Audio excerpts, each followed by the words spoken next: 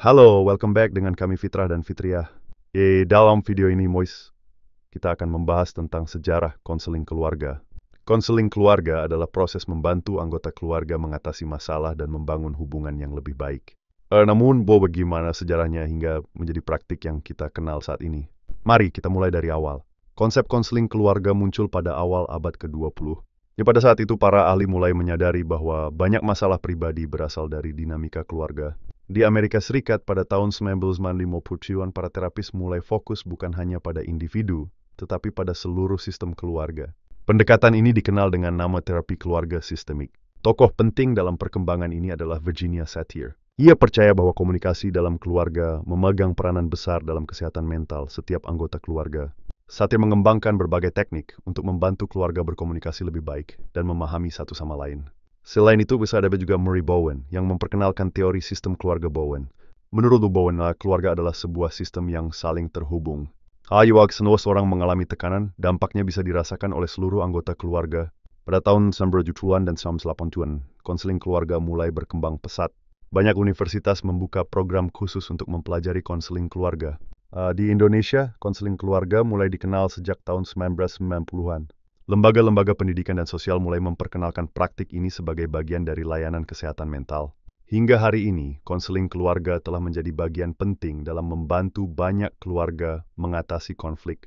Masalah yang bisa ditangani mulai dari komunikasi yang buruk, kesulitan menghadapi perubahan, hingga masalah keuangan dan pola asuh. Mengapa konseling keluarga penting? Karena keluarga adalah lingkungan pertama yang membentuk diri kita. Keluarga yang sehat secara emosional akan melahirkan individu yang lebih percaya diri dan bahagia. Keluarga dengan konflik yang tidak terselesaikan dapat menimbulkan stres berkepanjangan bagi anggotanya. Dalam konseling keluarga, biasanya ada beberapa sesi yang diikuti bersama. Tujuannya adalah agar setiap anggota keluarga dapat didengar, dipahami, dan bersama-sama mencari solusi. Konselor membantu dengan memberikan panduan, tapi keputusan tetap di tangan keluarga itu sendiri.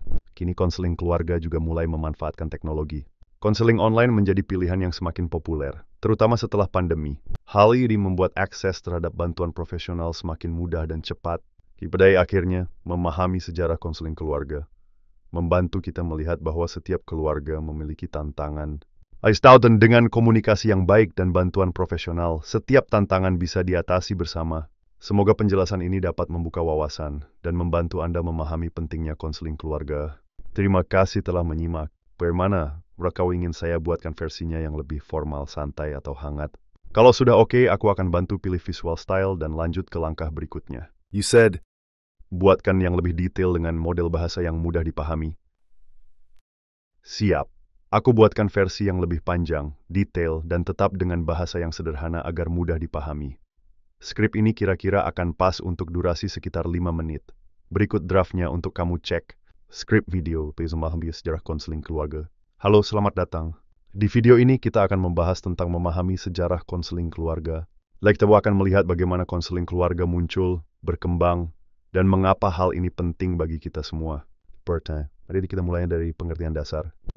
Konseling keluarga adalah proses membantu anggota keluarga untuk saling memahami, menyelesaikan konflik, dan membangun hubungan yang lebih sehat. Di dalamnya, konselor membantu setiap anggota keluarga berbicara, mendengarkan, dan mencari solusi bersama. Tapi dari mana semua ini bermula?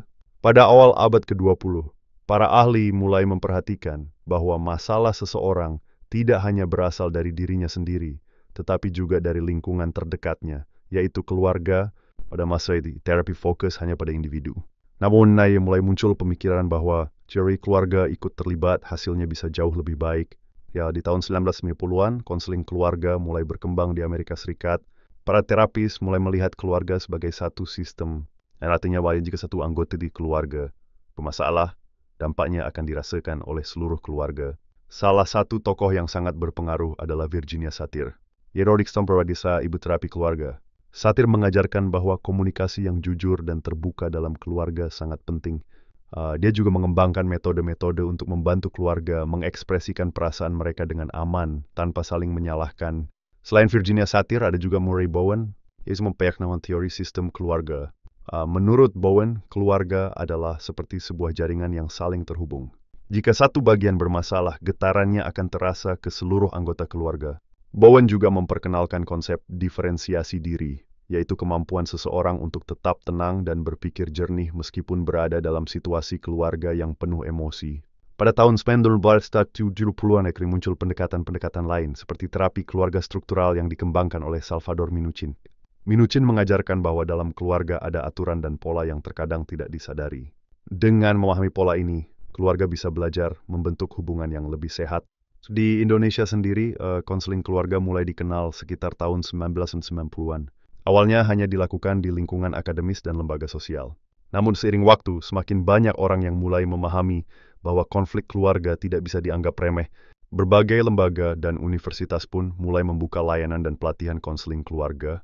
Konseling keluarga bisa membantu mengatasi berbagai masalah.